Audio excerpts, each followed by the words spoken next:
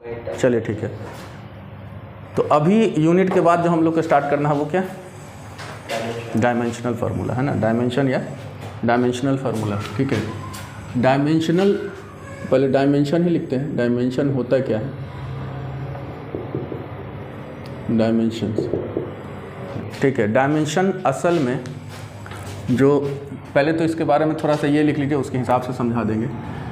जो dimensional formula लिखते हैं उसमें मास के लिए हम लोग यूज़ करते हैं m। उसके बाद बता देंगे डायमेंशन होता क्या है एक्चुअल में, और डायमेंशनल फार्मूला क्या होता है। पता होगा डायमेंशन और डायमेंशनल फार्मूला में फ़र्क है ना, और डायमेंशनल इक्वेशन भी। तीन बातें होती हैं, एक होता है डायमेंशन, दूसरा होता है डायमेंशनल फार्मूला, और तीसरा होता है डायमेंशनल इक्वेशन। ये तीनों अलग अलग चीज़ें हैं। तो मास के लिए हम क्या यूज़ करेंगे, सिंबल m। उसके बाद लेंथ के लिए l, टाइम के लिए t। ये तीनों जो है ये सबसे ज़्यादा आप देखे होंगे, मतलब इसका यूज़ सबसे ज़्यादा है। उसके बाद हमारा क्या होता है, टेम्परेचर, है ना। टेम्परेचर के लिए दो चीज़ें यूज़ होती हैं, या तो आप K लिखते हैं, ठीक, या थीटा करके लिखते हैं, ठीक है ना। उसके बाद है आपका इलेक्ट्रिक करंट, इलेक्ट्रिक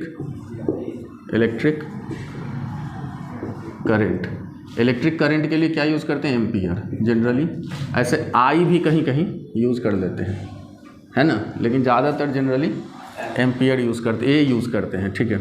उसके बाद दो और यूनिट हमारे रह गए, कौन कौन, दो यूनिट, ल्यूमिनस इंटेंसिटी, इसके लिए क्या यूज करते हैं, CD। जो CD यूनिट देखें ना वही यूज़ कर लीजिए, ये उतना देखा नहीं जाता, आप अभी तक नहीं देखे होंगे, पढ़े नहीं होंगे, कहीं कहीं आ गया तो ठीक है। उसके बाद क्या बचा हमारा, अमाउंट ऑफ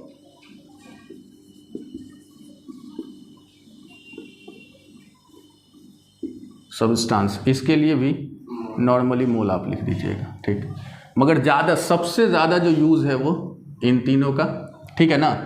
और उसके बाद आपका इसका भी हो सकता है, और इसका भी, जो हम लोग 12 के चैप्टर्स करेंगे ना उसमें चलकर, मतलब 12th का पार्ट जो करेंगे उसमें चल के ये दोनों का देखना होगा, आ गया तो ठीक है ना। अब बात आ रही थी कि डायमेंशन क्या होता है और डायमेंशनल फार्मूला क्या होता है। तो मैं पहले एक एग्जांपल लिखता हूँ, उसके बाद हम बात करते हैं। जैसे कि हमारे पास है वेलोसिटी, मान लीजिए वेलोसिटी, ठीक। वेलोसिटी का यूनिट क्या होता है, मीटर पर सेकेंड। तो डायमेंशनल फार्मूला कैसे लिखेंगे, डायमेंशनल फार्मूला देखिए, एक तो ध्यान देना है इसमें कि केजी वाला मामला है नहीं, मास का कोई इसमें ये है नहीं। MLT हम लोग लिखते हैं, MLT लिखते हैं, नहीं भी लिखेंगे तो यहाँ पे लिखना पड़ेगा क्या, LT-1। कोशिश करना है कि MLT तो कम से कम ले ही इसमें, है ना, डायमेंशनल फार्मूला लिखने में। तो M लिखेंगे, L लिखेंगे, T लिखेंगे, बट M वाला इसमें क्वांटिटी है नहीं, मास हमारे पास इसमें है नहीं, इसमें लेंथ है और टाइम है, इसमें लेंथ और टाइम है। तो जो नहीं है उसके ऊपर पावर 0, जो है इसमें L के पावर कितना, 1 लिख भी सकते हैं, दिखा भी सकते हैं, नहीं भी दिखाएंगे तो पावर 1 कंसिडर होगा, और T⁻⁻1। ये हमने लिखा क्या, डायमेंशनल फार्मूला ऑफ वेलोसिटी, है ना, डायमेंशनल फार्मूला ऑफ वेलोसिटी। हमने बात किया कि डायमेंशंस अलग चीज़ होते हैं, डायमेंशनल फार्मूला अलग चीज़ होता है। तो ये पूरा फार्मूला है, और इसमें जो डायमेंशन कहलाएगा वो 0 कहलाएगा, 1 कहलाएगा और -1 कहलाएगा। क्लियर है ना। अब इसमें आप ऐसे बता सकते हैं कि वेलोसिटी में लेंथ का डायमेंशन 1 है, लेंथ का डायमेंशन 1 है, वेलोसिटी का डायमेंशन लेंथ में 1 है, सॉरी, वेलोसिटी का डायमेंशन लेंथ में 1 है, और टाइम में कितना है, -1 है। समझ पा रहे हैं ना। और फिर अगर पूछेगा आपसे कि वेलोसिटी का डायमेंशन मास में कितना है, तो यहाँ पे हम ऐसे कह सकते हैं, दिखा सकते हैं कि dimension of velocity in length कितना है, 1, इन टाइम कितना है, -1, इन मास कितना है, 0। तो बात समझ में आई ना कि डायमेंशन अलग होता है और डायमेंशनल फार्मूला अलग होता है। ठीक है, एक चीज़ है नोट्स में इस तरीके से है नहीं, अगर आप लोग नोट करना चाहें तो फटाफट नोट करते चलेंगे। नोट्स में बिल्कुल सिंबॉलिक थोड़ा चीज़ें हैं, डिटेल ये सब जो है ना ये सब हैं, ये चीज़ें नहीं हैं। समझ आ रही बात ना? तो जैसे सबसे पहला नंबर पे क्वांटिटी था हमारा, हम लोगों ने लिया था एरिया, याद है ना? एरिया हमारा सबसे पहला क्वांटिटी था। ठीक है, तो एरिया का यूनिट क्या होता है? Metre square. एरिया का यूनिट मीटर स्क्वायर। यानी अगर इसका डायमेंशनल फार्मूला हम दिखाना चाहें तो m0 L2 T0 है ना, T0। फिर आपसे डायमेंशन पूछ सकता है कि dimension of area, dimension of area in mass, चलिए कितना? 0। इन लेंथ पूछ सकता है ना ऐसा, कितना? 2। इन टाइम कितना? 0। अभी तो बार बार बताने की ज़रूरत तो है नहीं। ठीक है, बट थोड़ा सा क्वांटिटी आगे लेके चलते हैं। स्पीड का डायमेंशन क्या होगा? स्पीड का डायमेंशन वही होगा जो हमारा वेलोसिटी का होगा। फोर्स का डायमेंशन क्या होगा? तो फोर्स इज इक्वल टू कितना होता है? यूनिट, सीधा यूनिट पकड़ लेंगे। देखिए हम फार्मूला से भी डायमेंशन को निकाल सकते हैं, लेकिन फार्मूला से अल्टीमेटली हमको यूनिट ही निकालना पड़ेगा। ज़्यादा बेटर कन्वीनियंट वही होगा। फार्मूला से डायरेक्ट भी हम डायमेंशन लिख सकते हैं, कोई दिक्कत नहीं है वैसा, लेकिन सीधा आप यूनिट पकड़ लीजिए, वो ज़्यादा बेटर है। जैसे कि फोर्स का यूनिट क्या होता है? kg metre per second square. क्या मिला? मास मिल गया आपको, मास m मिल गया, l मिल गया और T⁻² मिल गया। ठीक है ना? इसके बाद क्या क्या है क्वांटिटी बताते चलिए। इसके बाद वर्क डन क्या होता है? Force into displacement. तो फोर्स वाला तो आएगा ही, डिस्प्लेसमेंट एक्स्ट्रा हो गया, ये होगा यूनिट। चेक कर लीजिए, फोर्स वाला लिया और डिस्प्लेसमेंट में एक m बढ़ा दिया तो m⁻²। तो क्या आ जाएगा? mL2 T⁻²2। ठीक है ना? पावर हम बस लगा देंगे mLT पे। उसके बाद क्या है हमारा? क्या है उसके बाद? डेंसिटी क्या होता है? डेंसिटी को ऐसे तो डी, चलो पूरा ना लिख के हम लिख लेते हैं। डेंसिटी हमारा क्या होता है? मास बाई वॉल्यूम होता है मीटर क्यू, यानी kg पर मीटर क्यू। ये बहुत दिमाग में रिवॉल्व करे आपका, वो अच्छी बात है। ठीक है, लोड रखना पड़ेगा दिमाग में। सारी चीज़ें हैं छोटी बहुत, इससे थोड़ा सा हाई लेवल का लेके चलेगा। जैसे 12 मिक्स कर देगा, 12th का पार्ट जो है 11th का पार्ट से उठा करके कुछ चीज़ें वैसी जो थोड़ा सा हार्ड कर सकता है ना। कंपटीशन में तो फिर तो वही बात हो जाती है ना, या मे भी बहुत वो आसान वाला पूछ देगा। अब जैसे कि मान लीजिए कि आपसे डायरेक्टली पूछ दिया कि हाँ बताओ चलो वर्क डन में, है ना, वर्क डन का जो डायमेंशन है वो मास में कितना होगा, या टेम्परेचर में चलो डायमेंशन बता दो कितना होगा। तो क्या बोलिएगा? वर्क डन का टेम्परेचर में डायमेंशन कितना होगा? तो 0 हो जाएगा। हमें बस यही देखना है कि कौन सी क्वांटिटी इसमें है।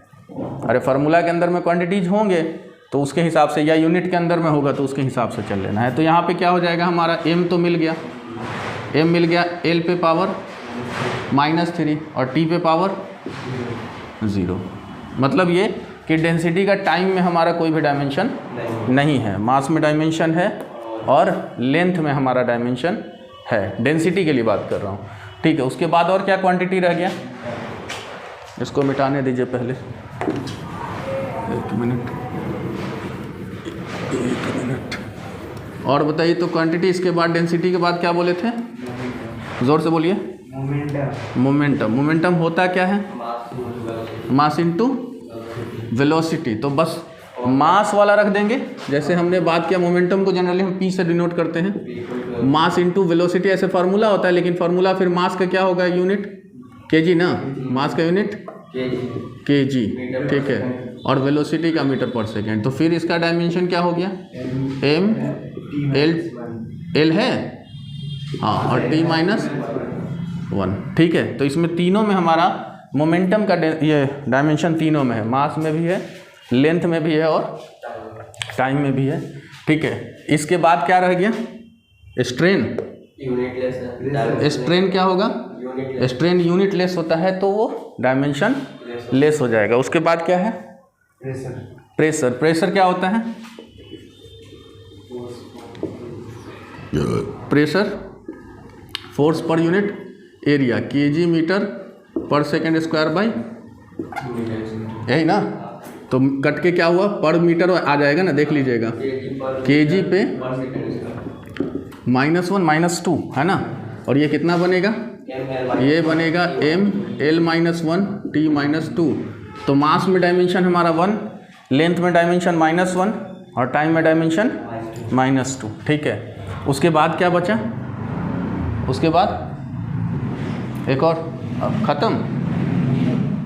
ठीक है, चलो कोई बात नहीं, अभी तो बहुत सारे क्वांटिटीज़ हैं, क्वेश्चंस हैं, उसके ऊपर जब हम लोग न्यूमेरिकल करने लग जाएंगे ना, जैसे डीसी पांडे है अपना, उसमें भी क्वेश्चन है, और भी इधर उधर से क्वेश्चन ले लेंगे, देखेंगे तो उसमें और क्लियर हो जाएगा। अभी तो बहुत सारी चीज़ें इसमें करना, ये बिल्कुल बेसिक तौर पे जिससे ये हमें समझ में आ गया कि डायमेंशंस एक्चुअल में है क्या और डायमेंशनल फार्मूला क्या है। अब एक सेकेंड में हम लोग डायमेंशनल इक्वेशन समझ लेते हैं। जैसे हमने लिखा, मान लीजिए कि वेलोसिटी, यहाँ पे लिखा है ना हमने, क्वांटिटी प्रेशर लिखा है ना, और इसका डायमेंशन, इसको हम अगर ऐसे लिख देते हैं कि हमारा जो ये प्रेशर का डायमेंशन है वो होता है m(l-1 t-2), तो left side quantity and right side dimensional formula both, अगर इस दोनों को हम एक साथ रख के देखते हैं तो एक इक्वेशन बनता है, बीच में इक्वल का साइन है तो इक्वेशन बनता है। इसी इक्वेशन को बोलेंगे डायमेंशनल इक्वेशन। डायमेंशनल इक्वेशन समझ आ रही बात ना?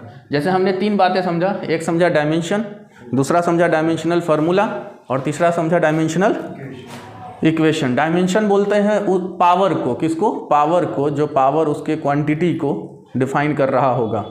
एक इसमें आने वाले सभी फंडामेंटल क्वांटिटी को डिफाइन कर रहा होगा। फंडामेंटल क्वांटिटी को ध्यान रखिएगा, फंडामेंटल सारे जो डायमेंशनल फार्मूला देख रहे हैं सब फंडामेंटल क्वांटिटी के जरिए बना हुआ है। m किसका है? मास का। l किसका है? t किसका है? उसके बाद cd, मोल, थीटा, केल्विन, ये सब क्या है? फंडामेंटल क्वांटिटी का है। तो ये जो पावर है ना, फंडामेंटल क्वांटिटी को डिफाइन ये कर रहा होता है, डिस्क्राइब कर रहा होता है, ठीक है ना। तो उसके पावर में जो भी आया वो हमारा डायमेंशन कहलाया। उससे क्लियर हुआ कि किस में क्या डायमेंशन है हमारा, क्वांटिटी का, मास में या लेंथ में या टाइम में या टेम्परेचर में क्या डायमेंशन है।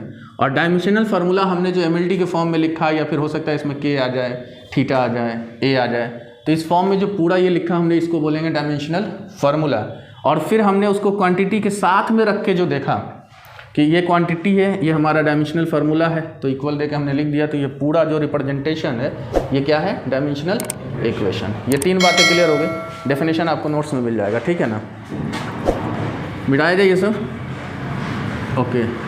अब है थोड़ा सा, ये तो डायमेंशन से रिलेटेड बातें हो गई, थोड़ी बहुत हम छोटे लेवल पे हम लोग थोड़ा सा जानेंगे कि कन्वर्जन जो होता है वो कैसे क्या करना होता है। कन्वर्जन समझते हैं ना, कन्वर्जन, उसके बाद हम लोग आगे चलेंगे।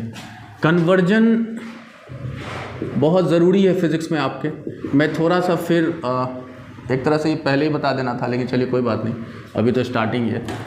कन्वर्जन जैसे कि मान लीजिए आपके पास कोई एक स्पीड की क्वांटिटी है या वेलोसिटी कोई एक ऐसा क्वांटिटी है ना, जिसका मेज़रमेंट आपको दे दिया है कुछ 30 किलोमीटर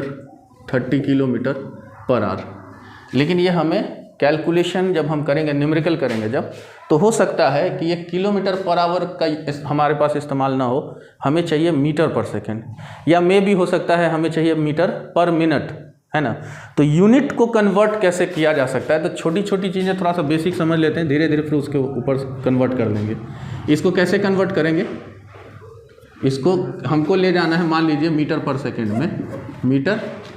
में, तो क्या करेंगे, ये बहुत सिंपल है एकदम। इसमें क्या करना है, 30 रख देंगे, किलोमीटर में कितना मीटर होता है तो मल्टीप्लाई कर देंगे, ठीक है। आवर में कितना सेकंड होता है, 60 × 60, ये कटा, है ना।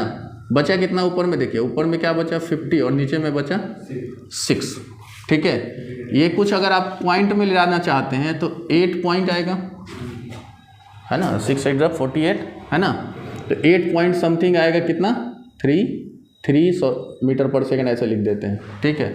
इसको थोड़ा सा एकदम राउंड फिगर में, चलिए एक और चीज़ देखते हैं। मान लीजिए आपके पास है 440 सेंटीमीटर, ठीक, 440 सेंटीमीटर। मीटर में कितना बोलेंगे इसको, कितना बोलेंगे बताइए जल्दी से, फट से एकदम। 1000 नहीं, बहुत देखिए है, बहुत छोटी चीज़ है लेकिन प्रैक्टिस की ज़रूरत है। अब कन्फ्यूज़न इन छोटी चीज़ों रखिएगा ना तो आपका फिजिक्स जो है वो डैमेज हो जाएगा। फिजिक्स में क्या है, यूनिट बहुत मैटर करता है। यूनिट अगर आपका कभी कभी न्यूमेरिकल क्या ज़्यादातर ऐसे आते हैं कि कोई यूनिट आपका उसमें है, CGS सिस्टम में है, कोई MKS सिस्टम में है, तो ऐसा नहीं कि जैसे यूनिट दिया हुआ है आप बस कैलकुलेट कर दें और जैसे तैसे बता दें, तो आपका आंसर गलत हो जाएगा। ठीक है, सिस्टम ऑफ यूनिट सेम करना होता है, उसमें सिस्टम ऑफ यूनिट को देखना ज़रूरी होता है। ठीक, तो उसके लिए हमें कन्वर्जन आना चाहिए ना। अब ये चीज़ पता होना चाहिए कि 1 मीटर में कितना सेंटीमीटर होता है, 100। तो हम छोटे से बड़े में जा रहे हैं, इतना तो पता है डिवाइड कर रहे हैं, और 100 से डिवाइड करेंगे तो सीधा पॉइंट बैठेगा, सीधे पॉइंट। कहाँ, 1 2, कहाँ पे 4.4, 0 को नहीं लेते, तो 4.4 मीटर। अगर मैं ये बात करूँ कि 210 सेकेंड है हमारे पास, 210 सेकेंड, चलो सेकेंड नहीं आवर कर देता हूँ, आवर, अभी फ़िलहाल आवर कर देते हैं, 210 आवर। अगर इसको सेकेंड में बदलना हो तो मिनट में बदल दो, मिनट में बदल के बताओ जल्दी, मिनट में बदल के बताइए कितना होगा। कुछ 1260 मिनट होगा कुछ, क्या 210 है ना, नहीं 1260 नहीं, उससे भी ज़्यादा होगा। 1200 कैसे होगा, 60 से मल्टीप्लाई करना है, बताओ 60 से मल्टीप्लाई करना है। अरे मल्टीप्लाई कर दो ना सीधे, 18.30 कितना, 18.30। पॉइंट क्यों आएगा, अरे पॉइंट क्यों आएगा, इसका 0 इसमें डाल दो, है ना, 6 1 जा 6, 6 2 जा, हाँ इतना आएगा, 12,600।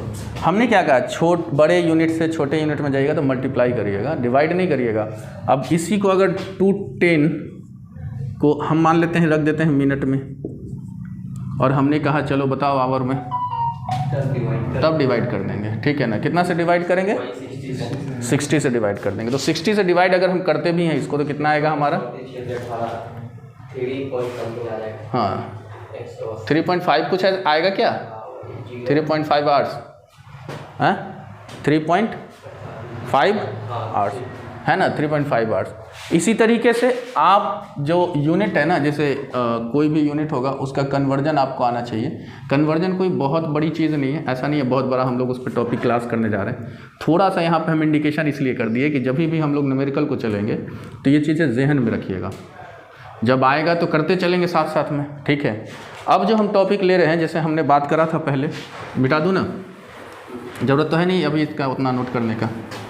अब जो टॉपिक हम लोग ले रहे हैं, यूनिट पढ़ा रहे थे तो याद होगा, 2 हम लोगों ने यूनिट पढ़ा था जिसको बोले थे हम लोग सप्लीमेंट्री यूनिट, याद है ना, सप्लीमेंट्री यूनिट। ठीक है, तो सप्लीमेंट्री यूनिट किसका होता है, प्लेन एंगल और सॉलिड एंगल का। तो थोड़ा सा उसके बारे में जानना भी है, plane angle and solid angle के बारे में जानना है। प्लेन एंगल किसको कहते हैं, सॉलिड एंगल किसको कहते हैं। ठीक है, प्लेन एंगल मतलब ये हमने एक सर्कल बनाया, ठीक, ये एक सर्कल बनाया, ठीक है, ये, और यहाँ हमने रखा थीटा, ठीक, ये पॉइंट O, ये रेडियस, ये L, point A, point B। ठीक है, तो सबसे पहले तो यहाँ जो थीटा है, यहाँ पे थीटा क्या है आपका, ये प्लेन एंगल है, यही थीटा आपका प्लेन एंगल है जो कि 2D में है। थीटा प्लेन एंगल है जो 2D में है, और थीटा इज इक्वल टू यहाँ पे होगा आपका L/R, यूनिट होगी हमारी रेडियन, L/R यूनिट होगी रेडियन। ठीक है, अब इसका दूसरा जो पार्ट हम देखेंगे। अच्छा, एक चीज़ और कि जो ये थीटा होगा, यूनिट तो इसके पास है, बट ये कैसा होगा, डायमेंशन लेस क्वांटिटी, ये याद रखना है। उसके बाद सॉलिड एंगल की हम लोग बात कर रहे थे, है ना, सॉलिड एंगल कुछ ऐसा होता है हमारा, और इसको रिप्रेजेंट किससे करते हैं, ओमेगा से, ठीक। इसका एक सरफेस एरिया होता है, ये सरफेस एरिया ए कंसीडर कर लेते हैं, ए। कुछ रेडियस होगा इसका, होगा ना, अरे काटे होंगे ना कहीं से, कुछ रेडियस रहा होगा इसका। तो इस कंडीशन में जो हमारा सॉलिड एंगल के केस में होता है वो होता है ओमेगा इज इक्वल टू क्या, ए बाई आर स्क्वायर, और ये स्टेरेडियन में होता है, ये स्टेरेडियन में होता है, ठीक है। अच्छा, अब ये दोनों तो पता चल गया, इससे रिलेटेड इसको भी तो खैर उतारिएगा तो नहीं है ना, नोट्स में दिया हुआ है। ये दोनों में हमने देखा थीटा इसका प्लेन एंगल का और इसका भी एंगल सॉलिड एंगल का, हमने इसको ओमेगा से लिखा हुआ है, लेकिन एक तरह से हम एंगल ही मेज़र कर रहे हैं।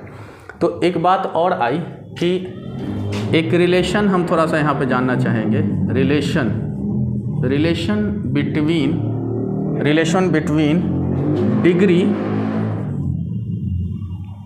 क्या रिलेशन बिटवीन डिग्री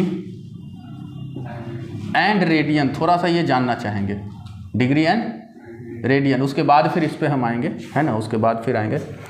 तो relation between degree and radian कैसे निकालेंगे, उसके लिए फिर इसी को हम थोड़ा सा कंसीडर कर लेते हैं, या फिर चलिए हम एक अलग फिगर बना लेते हैं। रुक जाइए, ये फिगर से थोड़ा सा हट के हमको दिखाना पड़ेगा। ये हो गया आपका,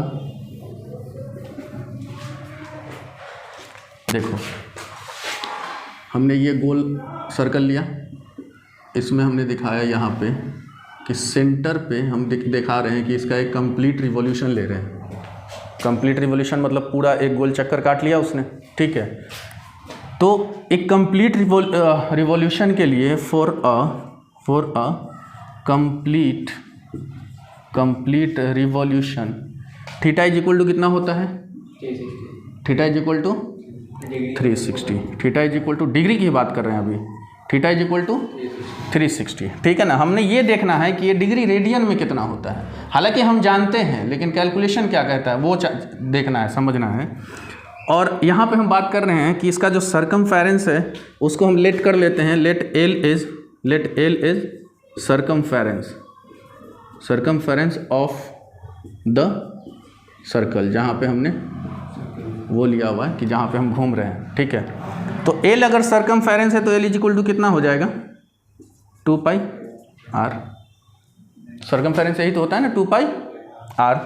अब इस वाले फॉर्मूला से अगर हम देखना चाहें theta is equal to L by R से, तो एक चीज़ देखिए यहाँ पे कि हमने कर देना है theta is equal to L by R, तो यहाँ लिखेंगे 360, थीटा हमारा है, रिवॉल्यूशन एक चक्कर लगा चुके हैं हम, तो 360 हमारा हमने लिखा हुआ है, theta is equal to 360 and L is equal to 2 pi R, L is equal to 2 pi R and divided by R ना।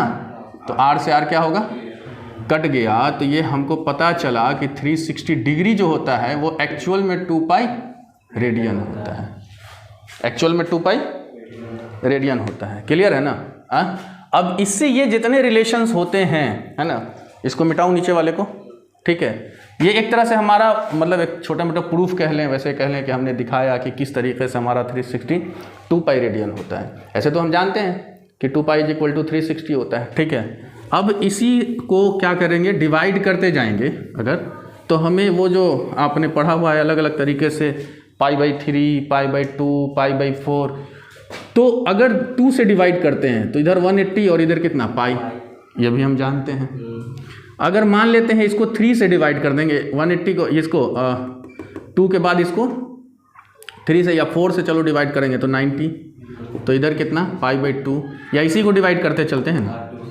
फर्दर इसको 3 से डिवाइड कर दो तो कितना 60, तो इधर कितना π/3, इसको फिर कितना 4 से अगर डिवाइड करते हैं तो 45 है ना, तो इधर कितना π/4, 6 से डिवाइड करते हैं तो 30 डिग्री, और इधर कितना π/, तो ये सारे रेडियन हैं, ये सारे इधर वाले जो हैं ये सब के सब रेडियन है, और ये सब क्या है, डिग्री मेजर है।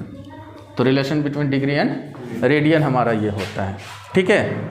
अब एक चीज़ जरा समझेंगे कि 1 रेडियन इज इक्वल टू कितना डिग्री एंगल होता है, 1 रेडियन इज इक्वल टू कितना डिग्री एंगल होता है। देखिए एक चीज़ समझिए, यहाँ से उठाते हैं, pi radian is equal to कितना दिया हुआ है, pi radian is equal to 180 degree. तो 1 रेडियन की अगर हम बात करें तो एक्चुअल में तो ये 180 डिग्री बाई पाई होगा, ये तो होता है है ना। बट पाई की वैल्यू भी तो हम रख सकते हैं ना, कितना 3.14। अगर इसको हम डिवाइड करते हैं,